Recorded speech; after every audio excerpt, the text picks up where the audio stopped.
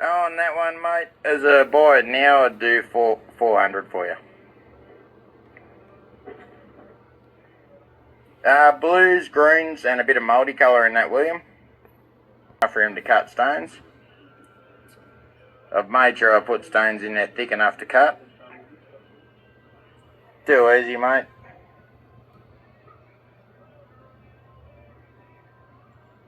No worries, William. I shall find you one right now, bud. Now, what do we got?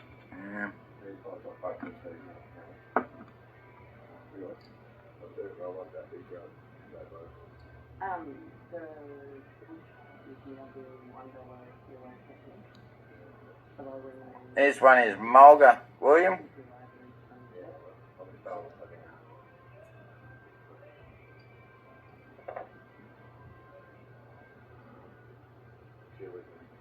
And because it's your first time on, I'll do it for 350, mate. That one is going to cut a little beauty. That one's semi-rubbed already. You know what you're going to get. White opal mulga. Beautiful greens. A few blues. I'll do it for William for 350. It's his first time on. Welcome. So, this is a video I've been excited to make. So this is the first in a batch of about 12 parcels that I have coming in from Australia of different sellers buying material from them. I'm particularly excited about this one because I don't know if you can read it right here, but it comes from Lightning Ridge. Lightning Ridge. This is the one from New Breed Opals, the video that I did. We're going to open it. You're going to see it as I see it. And we'll see what we got, and we'll go out and cut at least one. So we got New Breed Opals Lightning Ridge, little sticker, no little pouch. Let me turn the camera around. I'll dump this into some water and light so we can figure out if what I got is what I thought I was going to get. Okay, so here we go. It's in a bag. It was in a bag. It was in a bag. This is the Lightning Ridge material that comes from the mulga field, which I have never cut any from the mulga field before. I bought it as a parcel that was in a jar. This is the piece that I was excited about to get, that I could see through the jar. And it looks like possibly a sandy mess, but we won't know. It's definitely bright. It's definitely bright and pretty. Question will be is if that sand comes out and we can get anything out of that piece. But we've got blues. There's a lot of blues. Kind of a crystally blue right there. I don't think that's going to cut anything. I don't think. I mean, who knows, but I don't think. We'll see. Put a pin in that one. Let's pull it aside here. That one should cut something. Problem is it faces there. Maybe it'll face here. Maybe we'll get one right here. Here's another really gemmy crystal piece. If you want to know the truth, I think these pieces get thrown in knowing that they can't cut nothing more than maybe the smallest pointer, but they look very flashy in the jar. Okay, oh, there's a little green speck on black. I don't know if you can see that.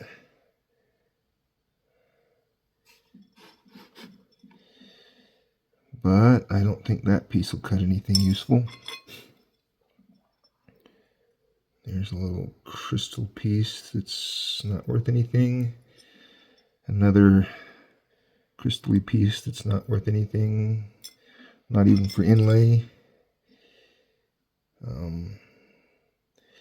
This is one that will take some investigating to see. It's a little knobby with just a little bit of a blue hue. That'll put a pin in that one. That one's got a nice green bar through it. Looks like if that bar comes through, that one would cut a little gem. This one looks like a train wreck. It's got a color bar in it that would shine bright in a jar, but is very unlikely to cut anything. But who knows, maybe we'll get lucky and it'll come down here and that potch will turn black and it'll surprise me. I'm tempted to try that one, but I don't think that one ends up as anything. I'm hoping I don't get to the end of this and decide it needs to go back.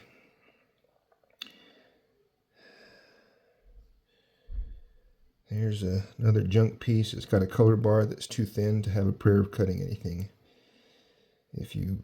That's maybe less than half a mil, and it disappears. So not much there. Here's a little piece that'll cut something. That's clearly probably not lightning ridge.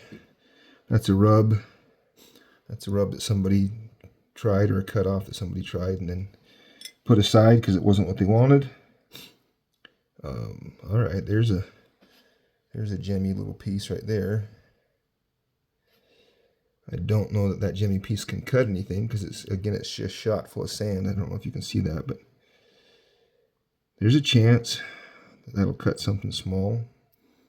Very bright right there when it hits, but that thing is just all sand. Okay.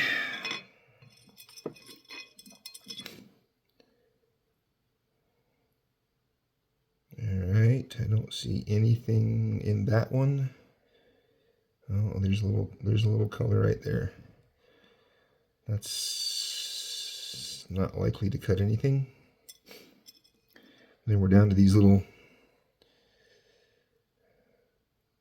nothing.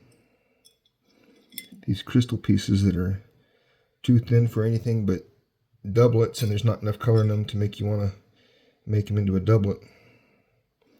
Is that the same piece? Yeah, that's the same piece I just looked at.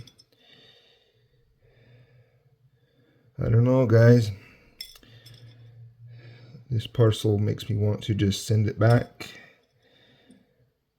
I paid $350 for that parcel.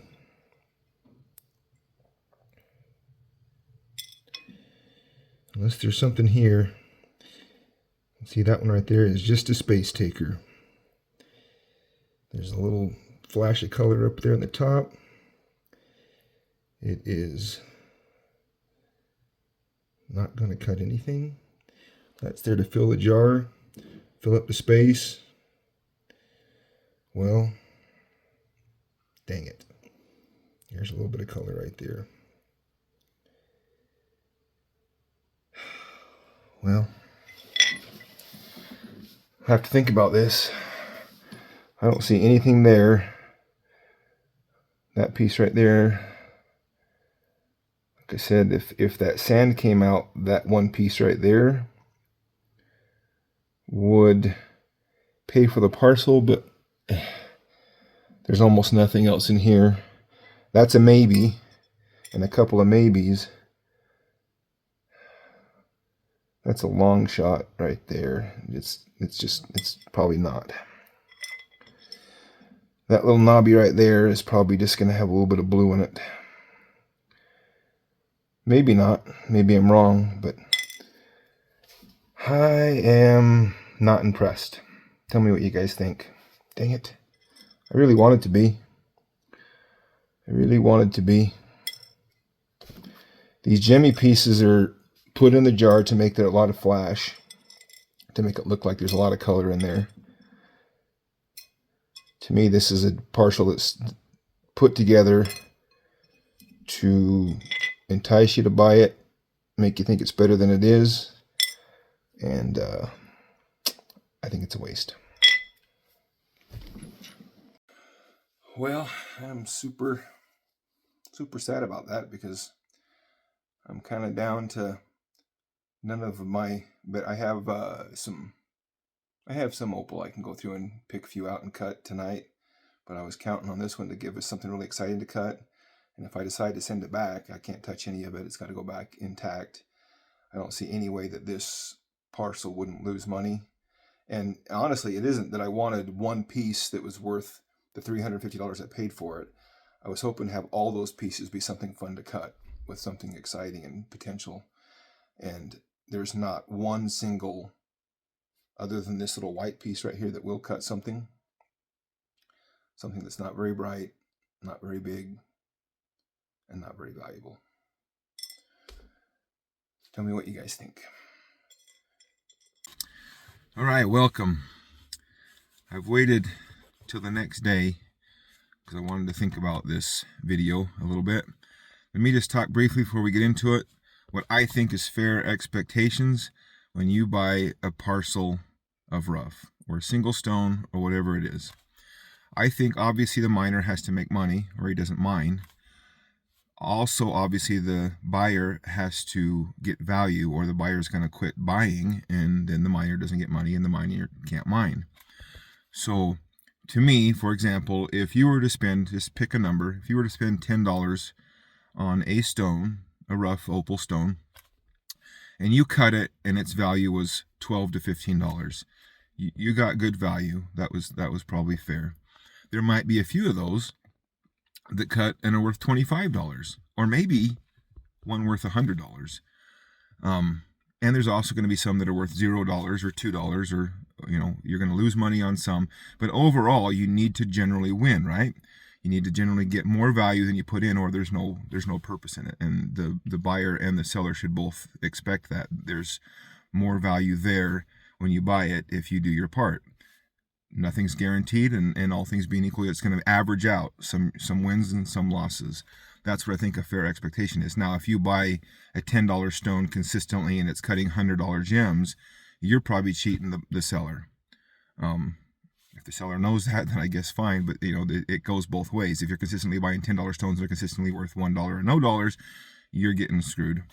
So I'm going to post this video. I don't like doing this type of video, but I've said that this channel is going to be about helping people buy stuff, and there's definitely lessons to learn here. Let me tell you one of the reasons why this one is disappointing to me.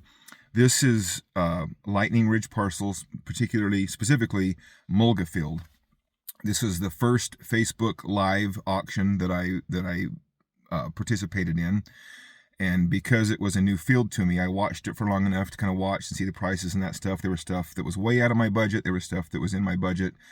And after watching for a while, I realized they were selling jars of stuff, and that I've cautioned against buying stuff in jars because jars make things way better than they actually are. The chip jar that I did the video on about not buying in jars is, I should show you. All I'm putting in that jar is stuff that I deem as not something that I can cut out of that is worth the effort or get anything out of. And if you roll that jar in the light, it looks like a $1,000 jar of opals. It's misleading. So because I didn't know the field and because I was new to the auction, I didn't really understand how it worked. I just simply asked the guy, I said, here's my budget. I said, pick me out one of those jars. I'd seen several sell between $200 and $500. I said, pick me out one for $400. Pick me out a good one and I'll buy it. So he did. He picked one out and he said, because you're new, I'll actually give you this one for $350. I was like, great. And I'm excited.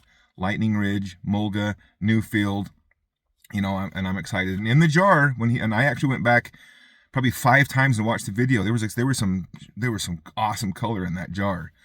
And again, jar, it is what it is. I'm going to show you this one. Now, I need to preface this with, I messaged them immediately after I shot the video, said, hey, I'm not happy with this. I don't feel like there's value here to what I paid. I would just like to send it back. I haven't touched it. I haven't done anything with it. I'll just send it back, please. Well, the guy immediately called me on Facebook Messenger, and we spoke, and he said that he was sorry that I was not happy with it, that he very rarely has people return stuff, and I must have just got a dud jar, and he would like to send me something that I would be happy with. And I said, okay, great, I would like that too. So They very quickly responded. They very quickly, I obviously it'll be several weeks before I get the replacements, but they responded to it. They wanted me to be happy. So take that for what it's worth, and you can judge for yourself whether this is simply just, I don't know value when I see it. Option 1. Option 2, this is just an unlucky jar that was put together and in this case probably doesn't have anywhere near the value of what was paid for it. Or option 3, it's a very carefully crafted jar to have enough color to look very good, but the bulk of the ounce weight is made up in junk material. It's one of those 3 things. You guys can decide from the video. Enjoy, learn something.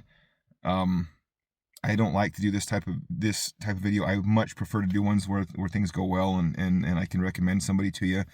This isn't necessarily to call out a single seller, but to make you aware of the possible pitfalls and help you try to avoid them.